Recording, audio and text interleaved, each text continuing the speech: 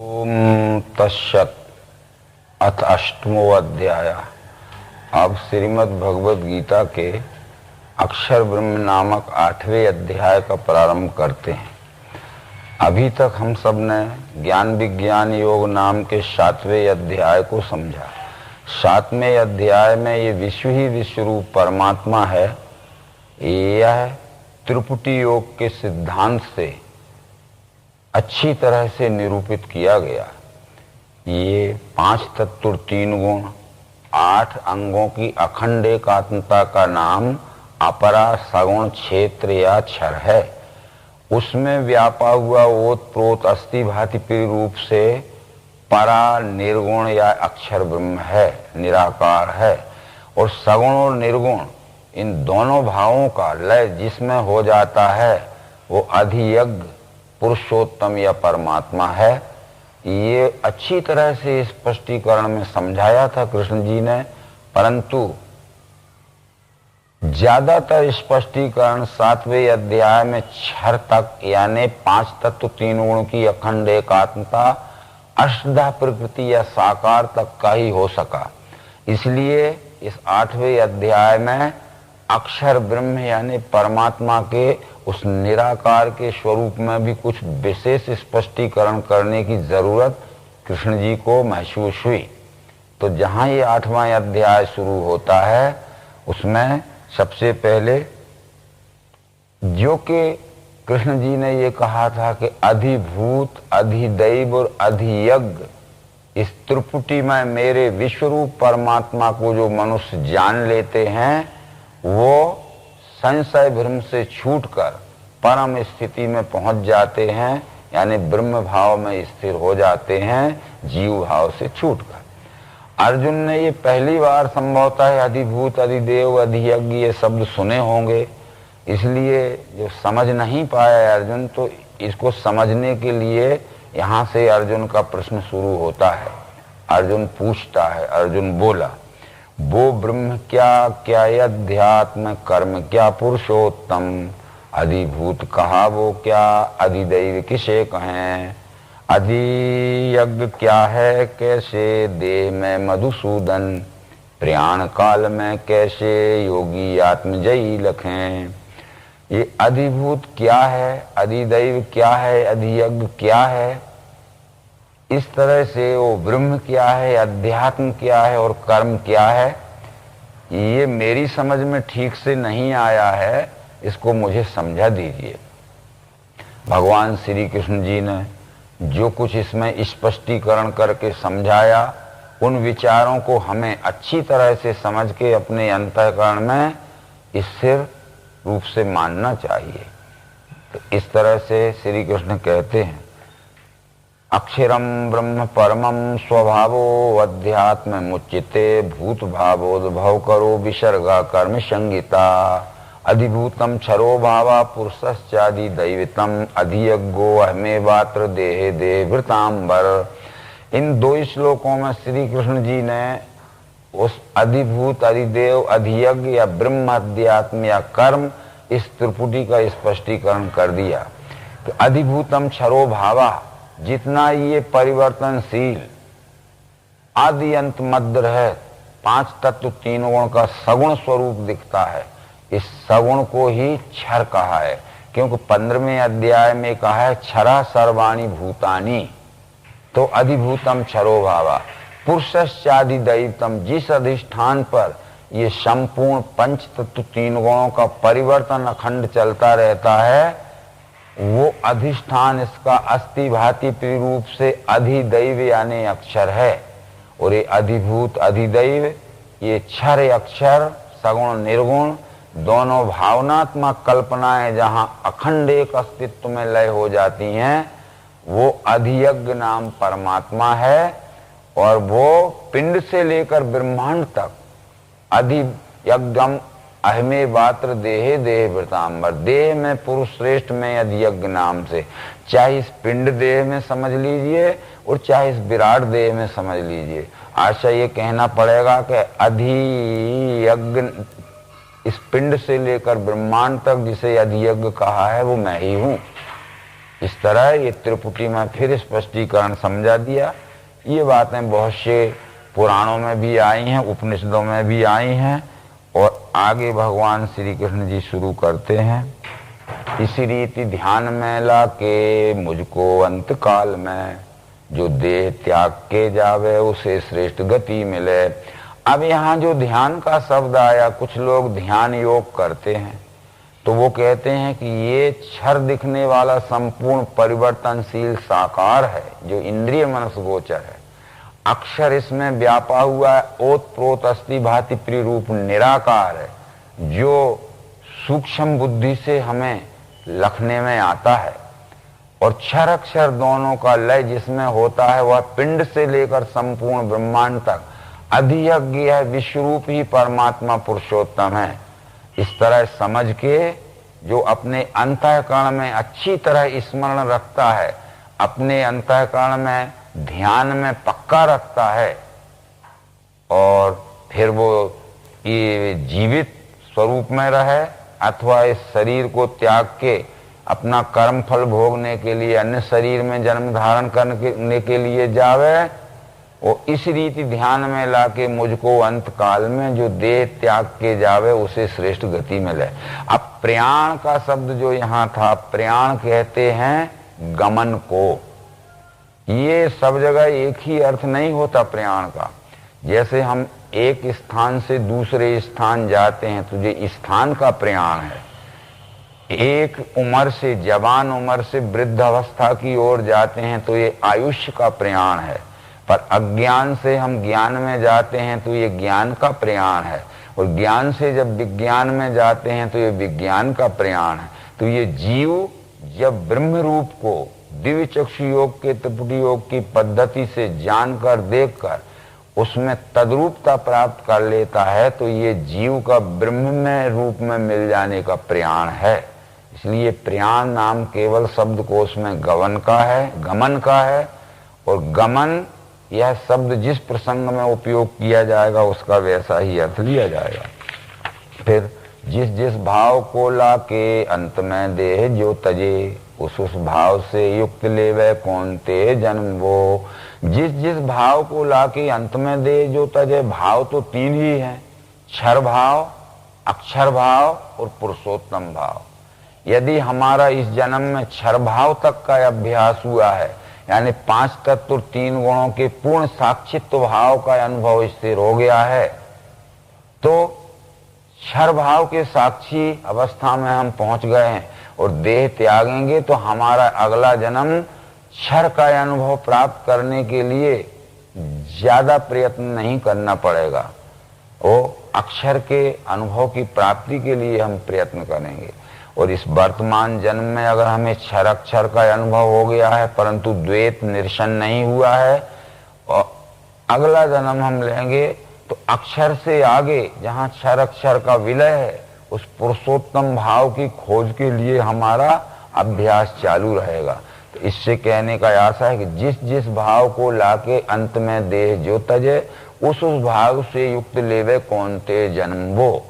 अगला जन्म उसका उसी भाव प्रधान होता है, फिर वो उससे आगे के भाव में पूर्णता की ओर बढ़ता है।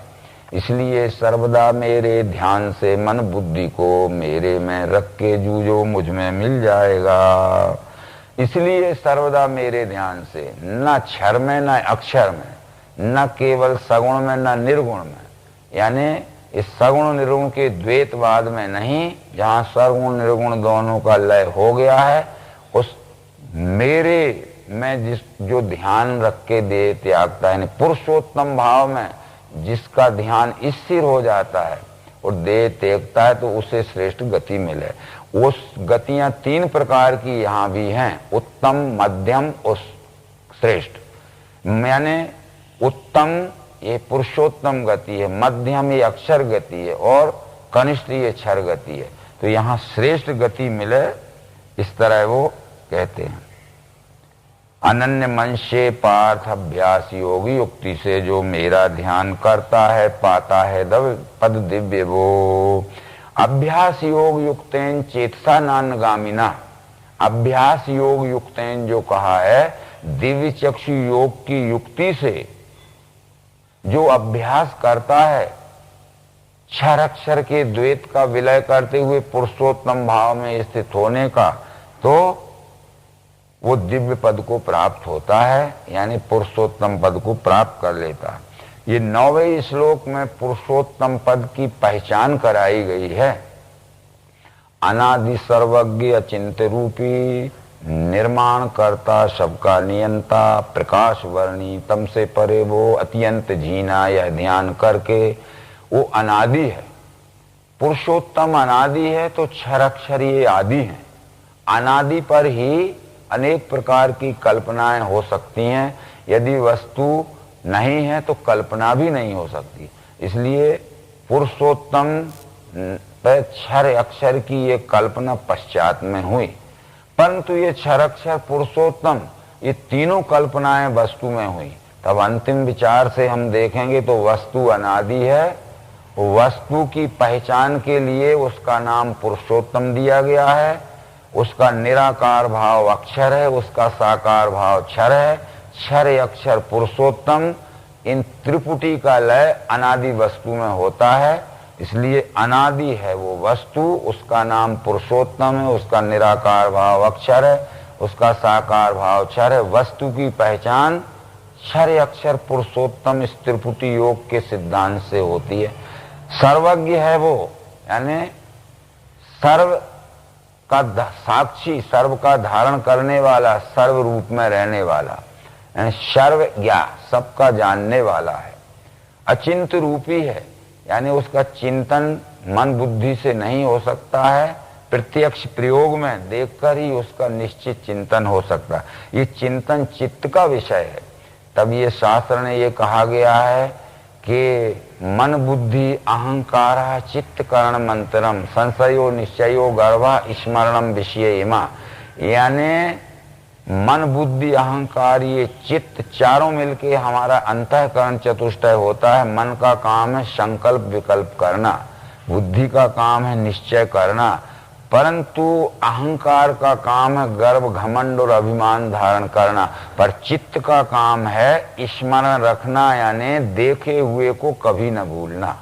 इसलिए स्मृति स्मरण आदि शब्द जो आए हैं योग शास्त्र में, वो कहते अनुभूत विषय असंप्रमोषा स्मृति, देखे हुए विषय को कभी न भूलना, इसका नाम स्मृति है। और ये स्मृति नाम से स्मरण जो रहता है वह चित्त में ही रहता है। चित्त का विषय स्मरण करना, जहां सुमरति अनन्य भाव से मेरा, अनन्य भाव से पाठ अभ्यास योगी युक्ति से जो मेरा ध्यान करता है, ये उसका आशय हुआ। अब ये प्रयाण में जो मन से सुस्थायी सद्भक्ति से योग अभ्यास द्वारा भ्रुवों के दो बीच में प्राण थामे, वही मिले पुरुष सनातनी में। प्रयाण में अज्ञान से ज्ञान और ज्ञान से विज्ञान और विज्ञान से आस्तिक अवस्था की ओर मनन अभ्यास के द्वारा जब गमन करता है, तो उस गमन काल में भ्रुवों के दो बीच में प्राण थामे। यहाँ दोनों नेत्रों के बीच के स्थान को शरीर में भ्रुव कहा गया है, परंतु यदि अध्यात्म सिद्धांत की दृष्टि से देखें तो दोनों नेत्रों के बीच में अगर हमने अपनी दृष्टि को स्थिर किया तो उससे हमें अनुभव लाभ कुछ नहीं हो सकता है, कोई भी करके देख ले। पर दोनों भावों के बीच में क्षर और अक्षर ये दो भाव हैं, दोनों भावों के बीच में दोनों को जोड़ने वाला, दोनों को फोड़ने वाला ये पुरुषोत्तम भाव है। इसलिए कहा गया है कि सगुण अगुण बीच नाम सुसाखी, उभय प्रबोधक चतुर्दुभाकी, उभय अगम युग सुगम नाम ते, कहूँ नाम बड़ ब्रह्म राम से। सगुण अगुण दुई ब्रह्म स्वरूपा, अकथ अनादि अगाधे अनूपा, मेरे मत बड़ नाम धूते। तो ये सगुण निर्गुण दोनों भावों के बीच में, हा नाही के बीच में साई रहे समाये। हा यानी अक्षर, नाही यानी क्षर के बीच में साई यानी पुरुषोत्तम बैठा हुआ है। उभय प्रबोधक, जो दोनों का प्रबोध कर रहा है और दोनों को अपने में जोड़ के रखे हुए है। तो ये आशय भ्रुवों के दो बीच में प्राण थामे, वही मिले पुरुष। अब ये 11वें श्लोक में अक्षर का ही निरूपण है 9वें 10वें श्लोक में पुरुषोत्तम का हो गया। जिसे कहें अक्षर वेद वेदता जहां मिले है यति वीतरागी, पालें जिसके हेतु से ब्रह्मचर्य, संक्षेप में वो पद हूं लखाता। यानी जिसको वेद नामक श्रुति नामक पुस्तक पढ़ने वाले शब्द ज्ञान के आधार पर जिसको निर्गुण निराकार या अक्षर ब्रह्म कहते हैं, और ये शब्द ज्ञानी जिस निराकार निर्गुण अक्षर ब्रह्म में मिलना चाहते हैं, जिनके राग वेद बीत गए हैं, पालें जिसके हेतु से ब्रह्मचर्य, संक्षेप में वो पद हूं लखा था। वो पद क्या है? रोक के शब्द द्वारों को हिये में मन खींच के, भौं के मध्य में प्राण बैठा के योग जो करे। अब रोक के शब्द द्वारों को यहाँ जो भाषांतर में कहा गया, इसका ये मतलब नहीं है कि हम आंख बंद कर लें और काम बंद कर लें। मूल मंत्र कहता है सर्व द्वाराणि संयम्य, यानी हमारी 5 ज्ञानेंद्रिया, हमारा मन, बुद्धि और चित्त और एवं स्वयं जीव आत्मा को सर्व द्वाराणि संयम, इनको संयम में रखो, अनुशासित रखो, असंयमित मत रहने दो, बहिर्गामी विकेंद्रित मत रहने दो। और उन दोनों भावों के बीच में, क्षरक्षर के बीच में, क्षरक्षर दोनों को अपने में लय करने वाला पुरुषोत्तम भाव है। ऐसा दिव्य चक्षु योग के द्वारा जो निश्चय करते हैं तो उनको क्या अनुभव होता है? एक अक्षर ओम ब्रह्म कह के मेरे ध्यान से जो देह छोड़ के जावे उसे श्रेष्ठ गति मिले। एक ही अक्षर ओम ब्रह्म। अब यहाँ कहीं कहीं ओम को सगुण कहा है, कहीं कहीं ओम को निर्गुण कहा है, और कहीं कहीं ओम को पुरुषोत्तम कहा है। तो सभी जगह इस ओम का एक ही अर्थ नहीं लेना चाहिए। यदि एक प्रसंग में कहीं क्षर कहा है, जैसे ओम तत्सत यह त्रिपुटी है, तो यहाँ ओम क्षर है, तत् अक्षर है, सत पुरुषोत्तम है। परंतु ये कहीं कहीं कर्मारंभ जताने को संज्ञार्थ ओम कहें श्रुति, वहां ओम का अर्थ अक्षर होता है। परंतु वेद ये कहते हैं ओम इति ब्रह्म, ओम इति इदम सर्वम, विचिंतेत ओंकार मात्र सचराचरम जगत, है ना। विचिंतेत ओंकार मात्र सचराचरम जगत, जितना चर और अचर जगत है यह सब विश्वरूप परमात्मा ही है। तो इसलिए यहाँ ओम नाम से उस पुरुषोत्तम का ध्यान करके कि ओम नाम इस विश्वरूप परमात्मा का है, क्योंकि पुराण में इस बात को कहा गया है कि ओम इत्येकाक्षरम ब्रह्म विश्वरूप विलक्षणम साकारम च निराकारम अद्वितीय परात्परम। ओम यह विश्वरूप का नाम है जो साकार निराकार को अपने में लय धारण करने वाला परात्पर है, यानी अपरा और परा से भी परे पुरुषोत्तम है। तो यहाँ पुरुषोत्तम ही है। अनन्य भाव से मेरा अखंड ध्यान जो करे उस नित्य युक्त योगी को पार्थ में स्वल्प हूँ सदा। इस तरह से अन्य भाव से नहीं, अन्य भाव क्षर भी नहीं अक्षर भी नहीं, क्षर अक्षर दोनों का लय जहाँ अनन्य यानी पुरुषोत्तम में हो गया है, उस पुरुषोत्तम का जो ध्यान करता है तो उसे श्रेष्ठ गति मिले। विश्व के सभी लोग चक्र में जन्म मृत्यु के मेरी प्राप्ति हुए पीछे कौनते जन्मता नहीं। ये जब तक इस तरह विश्वरूप परमात्मा को दिव्य चक्षु योग की पद्धति से, विज्ञान योग की पद्धति से, जैसा कि 7वें अध्याय में कह चुके कृष्ण जी, नहीं जानता है, तब तक उसका जन्म मृत्यु का चक्कर बंद नहीं होता है। क्योंकि वेद मंत्रों में ये कहा गया है तमेव विदित्वाति मृत्यु मेति नान्या पंथा विद्यते अयनाय। परमात्मा को जानकर ही यह परमात्मा का अंश जीव जन्म मृत्यु के से छुटकारा पा सकेगा, न अन्य पंथा विद्यते अयनाय। परमात्मा को जानने का कोई दूसरा रास्ता नहीं है, केवल दिव्य चक्षु योग से जाना जाता है। इस दिव्य चक्षु योग को ही अनन्य योग कहते हैं। अब 1000 युग होते हैं ब्रह्मा के दिन एक में, वैसे ही रात है जाने जनैया दिन रात के। प्रातः समय में सारी सृष्टि अव्यक्त से बने, फिर यह रात्रि आते ही उसी अव्यक्त में मिले। वैसे ही भूत ये सारे बारंबार परवशी, दिन में पार्थ होते हैं रात्रि को लय में मिले। लय में सब भूतों के जिसका नाश है नहीं, वह अव्यक्त से न्यारा स्थायी सद्भाव और है। जिसे अक्षर अव्यक्त कहा है गति श्रेष्ठ, वो जो पाए पे नहीं लौटे, वो मेरा श्रेष्ठ धाम है। इन श्लोकों का सारांश यह है कि सहस्त्र युग पर्यंत महर्यद ब्रह्मणो विदु, यानी परमात्मा के साकार स्वरूप को, अष्टधा प्रकृति को महत ब्रह्म भी नाम दिया है। महत ब्रह्म का एक पूरा चक्कर जब घूमता है तो ये मानवी यानी जीव आत्मा के हजारों जन्म चले जाते हैं, क्योंकि 14वें अध्याय में ये कहा गया है कि सर्व योनिषु कौन्ते मूर्तया संभवन्ति या तासाम ब्रह्म महदि योनिर अहम बीज प्रदापिता।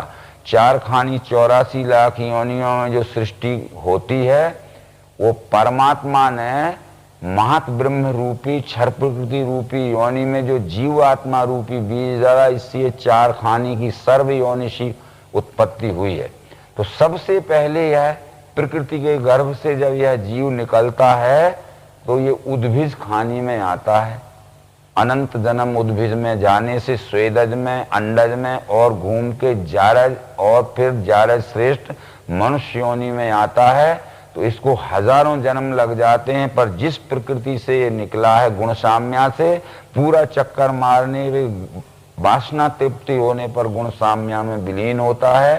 तो हमारे 1000 जन्म चले जाते हैं, अनंत जन्म चले जाते हैं, वो प्रकृति का एक चक्र ही होता है। तो ब्रह्मा का यानी नारद के पिता व्यष्टि ब्रह्मा का नहीं, महत ब्रह्म क्षर प्रकृति का जब एक चक्कर पूरा घूमता है तो ये जीव के अनंत जन्म हो जाते हैं और फिर यह रात्रि आते ही उसी अव्यक्त में मिले, फिर जहां का तहां फिर विलय हो जाता है, फिर उदय होता है, फिर विलय होता है। इसलिए प्रातः समय में सृष्टि बनती है और सायंकाल लय होती है, फिर प्रातः बनती। ये नित्य ही ये क्रम चल रहा है। पूरे विश्व को एक समय में विलय नहीं होगा और एक समय में ही रचना नहीं होगी। हमने ये मान लिया है कि एक दिन ऐसा आएगा कि संपूर्ण विश्व की चराचर सृष्टि पूर्ण रूप से विलय हो जाएगी और फिर ऐसा समय आएगा कि विश्व की ये चराचर सृष्टि की रचना फिर नए सिरे से पूर्ण, रोज ही विलय हो रही है और रोज ही प्रभव हो रही है, क्योंकि अहम सर्वस्व प्रभव मत्ता सर्वम प्रवर्ते।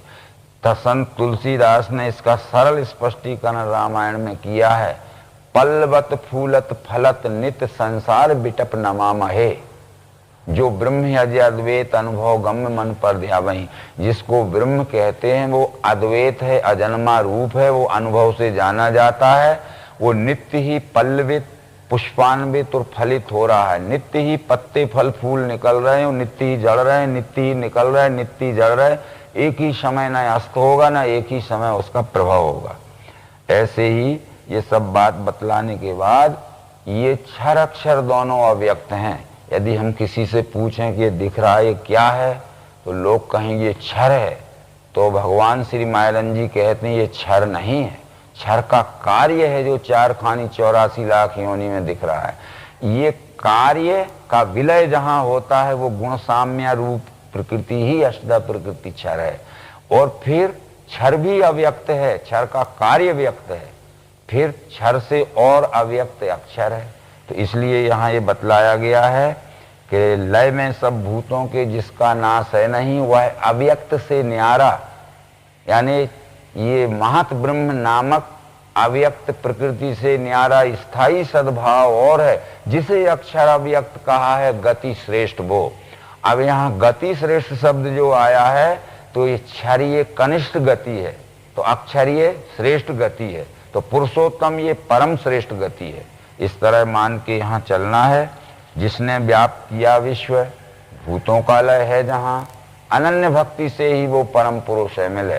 जिस परमात्मा ने स्त्रीपुटी योग यहाँ फिर आता है, जिसने व्याप्त किया विश्व, व्याप्त किया जिसने यानी परमात्मा ने, व्याप्त किया यानी अक्षर दृष्टि से, विश्व यानी क्षर दृश्य को, और संपूर्ण सृष्टि जहां से उद्भव होती है, जहां लय होती है, अनन्य भक्ति से ही वो परम पुरुष है मिले। यानी ये परम पुरुष नाम यहाँ उस पुरुषोत्तम या परमात्मा का ही सूचक है। प्रकृति, पुरुष और परम पुरुष, अनन्य भक्ति से ही वो परम, जिसमें मृत्यु आने से योगी का जन्म है नहीं, होता है जन्म वो काल, कहता हूं उसको सुनो। जिस प्रकार का अनुभव हो जाने पर, जिस परमात्मा विश्व रूप का अनुभव हो जाने पर ये जीव आत्मा जन्म मृत्यु के चक्र से छूटता है, और जिस समय मृत्यु आने पर जन्म मृत्यु का फेरा बना रहता है, वो दोनों ही समय की पहचान मैं तुम्हें अर्जुन कराता हूं। तो जिसका ज्ञान होने से जन्म मृत्यु के चक्कर से छूटता है वो है ज्ञान ज्योति दिन शुक्ल उत्तरायण मास है। इसमें इस काल में देह छोड़े जो ज्ञानी ब्रह्म में मिले। थोड़ा सा मूल श्लोक यहां देखना पड़ेगा। अग्निर्ज्योति रहा शुक्ला षण्मासा उत्तरायणम तत्प्रयाता गच्छन्ति ब्रह्म ब्रह्म विदो जना। अग्निर्ज्योति यानी ज्ञान ज्योति, हमारे अंतःकरण में तत्वदर्शी सदगुरु से विश्वरूप दर्शन कराने वाला ज्ञान का प्रकाश आ गया। ज्ञान का प्रकाश तो आता है, पर मनन और अभ्यास काल में वो ज्ञान पक्का स्थिर होने के लिए दिन पे दिन बढ़ता है। जैसे शुक्ल पक्ष का चंद्रमा प्रतिपदा से लेकर चतुर्दशी तक पूर्णता प्राप्त होने के लिए उत्तरोत्तर बढ़ता है, ऐसा प्राप्त हुआ ज्ञान स्थिरता और अचल स्थिरता में पहुंचने के लिए उत्तरोत्तर बढ़ता है, जब तक कि वो पूर्ण न हो जाए। तो तत्प्रियाता गच्छन्ति ब्रह्म, वो गच्छन्ति ब्रह्म तो तब हो सकता है जब ब्रह्म विदो जना, जब ब्रह्म को जान लेता है तो ब्रह्म में पहुंच जाता है। यदि ब्रह्म को नहीं जाना तो ये सूरज का उत्तरायण दक्षिणायन किसी काम का नहीं हो सकता है। तब ये गीता की शिक्षा से यदि हमने सूरज के पृथ्वी की परिभ्रमण गति का उत्तरायण दक्षिणायन मान लिया तो गीता की शिक्षा से इसका मेल नहीं बैठता। यदि कोई पुण्य आत्मा दक्षिणायन में देह त्याग दे तो क्या उसका पुण्य कर्म का फल निष्फल जाएगा? और कोई महान पापी राक्षस दुराचारी भ्रष्टाचारी अत्याचारी यदि दक्षिणायन के समय देह त्याग देवे तो क्या उसके पाप के फल से वो छूट जाएगा? कदापि नहीं। भगवत गीता ये कहती अवश्य ही कर्म का फल भोगना पड़ता है। तो इस तरह से ये सूरज का और पृथ्वी के परिभ्रमण गति का उत्तरायण दक्षिणायन नहीं है। उत्तरायण शब्द जो बना है उत्तर अयन, उत कहते हैं ज्ञान का हमारे अंतःकरण में प्रकाशित होना, और तर शब्द लगा हुआ है प्रकाशित हुए ज्ञान को और ऊपर की ओर यानी पूर्णता की ओर बढ़ना और अंतिम में पूर्णता में पहुंच जाना, ये उत्तरायण है, उत्तर अयन। तो इस तरह जब पूर्ण ब्रह्म को जान लेता है तो ब्रह्म को जान लेने पर ब्रह्म रूप में मिल जाए। तत्प्रयाता गच्छन्ति ब्रह्म, गच्छन्ति ब्रह्म तो जब होता है जब ब्रह्म विदो, जब ब्रह्म को जान ले। यदि ब्रह्म को नहीं जाना है तो ब्रह्म में पहुंच ही नहीं सकता है। परंतु अज्ञान रात्रि कृष्ण पक्ष दक्षिणायन मास्य, इसमें योगी देह छोड़े चंद्रलोक मिले गए। ये उत्तरायण का विलोम शब्द यानी उत्तरायण का विपरीत शब्द दक्षिणायन है। उत्तरायण ये प्रकाश का मार्ग है और दक्षिणायन ये अंधकार का मार्ग है। उत्तरायण ये देवी मार्ग है, दक्षिणायन ये आसुरी मार्ग है। उत्तरायण ये प्रकाश का सरल मार्ग है, दक्षिणायन ये अज्ञान का कुटिल मार्ग है। तो सरल मार्ग से प्रकाश के मार्ग से जो जाएगा तो निर्विघ्नता पूर्वक अपने स्थान में पहुंच जाएगा, और जो अंधकार के कुटिल आड़े टेढ़े मार्ग से जाएगा वो स्थान पर नहीं पहुंचेगा और विघ्न बाधाएं उसको वहीं परिसमाप्ति कर सकती हैं। तो इस तरह से ये उत्तरायण दक्षिणायन के विषय में समझना है। परंतु इसके विचार आज जो हमारे शब्द ज्ञानी लोग कहते हैं वो गीता की शिक्षा से मेल नहीं रखते।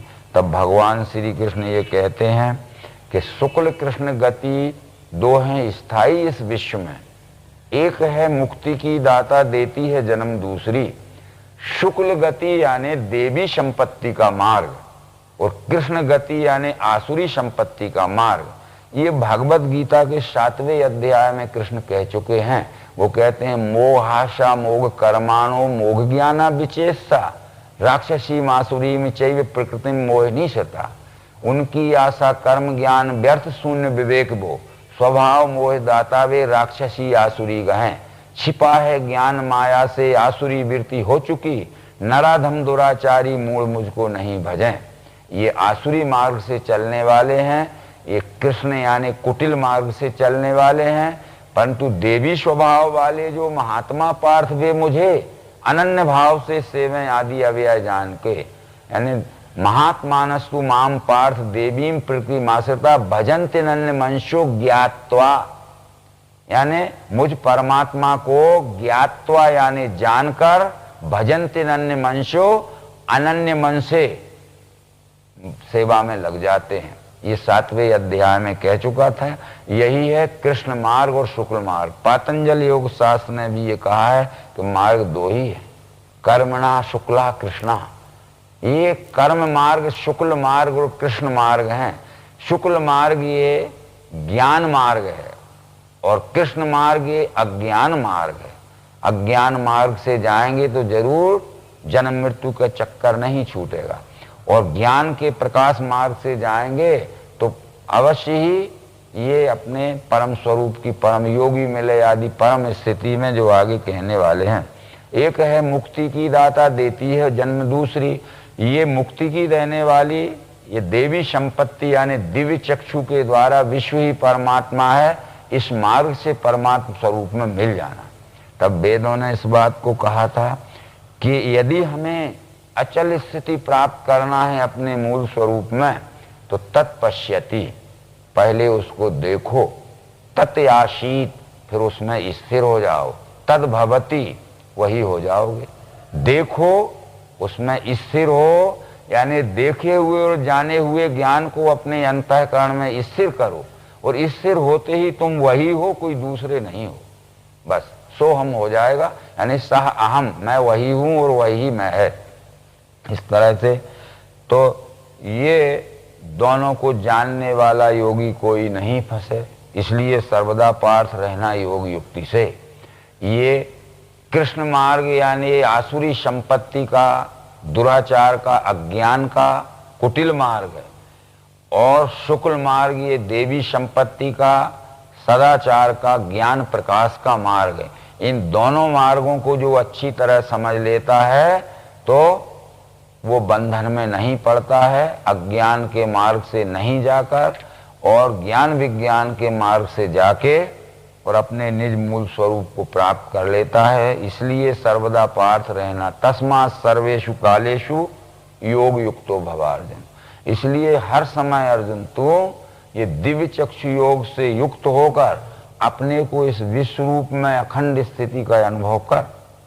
ये 28वें श्लोक में वही कहना चाहते हैं कि वेदेषु यज्ञेषु तपःसु चैव दानेषु यत् पुण्य फलम प्रदिष्टम अत्येति तत्सर्वमिदं विदित्वा योगी परम स्थान उपैति चाध्यम। जो वेद वेदता तपदान करता, जो यज्ञ करता फल पूर्ण लेवे, है तुच्छ जाने सबको तजेबो योगी मिले आदि परम स्थिति में। वेद पढ़ने से, यज्ञ करने से, दान करने से जो कुछ भी फल बतलाया गया है वो फल तुच्छ है, अल्प है, स्थायी नहीं है। परंतु इनके परे जो दिव्य चक्षु योग से ये विश्व ही परमात्मा है, या प्रत्यक्षीकरण की युक्ति में मिलान करके देखने पे जो अखंड एकत्व का अनुभव है, वह परम स्थिति का मार्ग है। परम स्थिति में पहुंच जाना है। इसलिए ये वेद दान यज्ञ तप के झगड़े में योगी नहीं पड़ते हैं, और दिव्य चक्षु योग के द्वारा विश्व ही अपना स्वरूप यह जानकर अपने ही सुख शांति के लिए अपन ही अपने स्वकर्म द्वारा सेवा करते हैं। इसलिए भोक्ता भोग्यम प्रेरितारम च मत्वा सर्वम प्रोक्तम त्रिविधम ब्रह्मते मेतत्। जो भोगता है, जो भोग्य है और जो भोक्ता का प्रेरक है, ये तीनों भाव से वह एक ही ब्रह्म है। इस तरह से जैसे कि भगवत गीता के 4थे अध्याय में कहा था, कर्ता ब्रह्म, क्रिया ब्रह्म, ब्रह्माग्नि हवि ब्रह्म, ब्रह्मी कर्म है जिसका उसका फल ब्रह्म है। तब भोक्ता भोग्यम प्रेरितारम च मत्या सर्वम प्रोक्तम त्रिविधम ब्रह्म मेतत्। ये त्रिपुटी में सब विश्व रूप परमात्मा ही है, परंतु इस त्रिपुटी के स्थान भेद से और प्रसंग भेद से अनेक अर्थ हो जाते हैं। स्थान भेद से लख परें यह त्रिभाव अनेक, परंतु श्रुति इन सबन में लक्ष्य करावे एक। क्षेत्र ज्ञान यरुज्ञेत्रिय ध्याता ध्यान सुधे, क्षर अक्षर परमात्मा ज्ञाता ज्ञान सुज्ञे, कल्पित मिथ्या होत ही अक्षर रूप समाय, रह एक रस ज्ञान यह विश्व रूप बन जाए। जब ध्यान का विषय आएगा तो वह त्रिपुटी ध्याता ध्यान ध्येय हो जाएगी। जब ज्ञान का विषय आ जाएगा तो वह त्रिपुटी ज्ञाता ज्ञान ज्ञेय हो जाएगी। जब दर्शन का विषय आएगा तो वह त्रिपुटी दृष्टा दर्शन दृश्य बन जाएगी। जब कर्म का विषय आएगा तो वह त्रिपुटी कर्ता कर्म क्रिया बन जाएगी। जब भोग का विषय आएगा तो भोक्ता भोग और भोग्य वस्तु यह त्रिपुटी बन जाएगी। भोक्ता भी वही है, भोग भी वही है और क्रिया भी वही है। इसलिए ये सब वह त्रिपुटी में एक अखंड अस्तित्व है। ये समझने के पश्चात फिर कोई भिन्नता का भेद या द्वैत भिन्न इस जीव को नहीं मिल रहता है।